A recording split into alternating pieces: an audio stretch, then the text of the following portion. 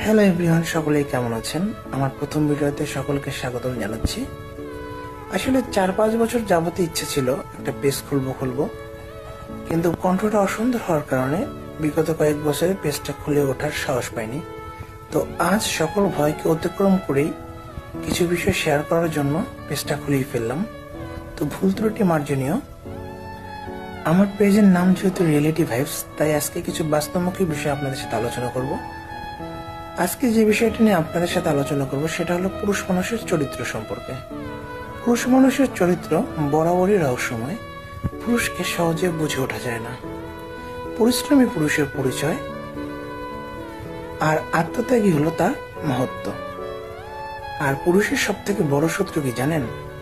পুরুষের সব থেকে বড় শত্রু হলো তার চিন্তা। পুরুষ কখনোই তার নিজের জন্য বাঁচে না। পুরুষ সবসময় বাঁচে তার প্রিয়জন এবং পরিবারের মুখে হাসি ফোটানোর জন্য।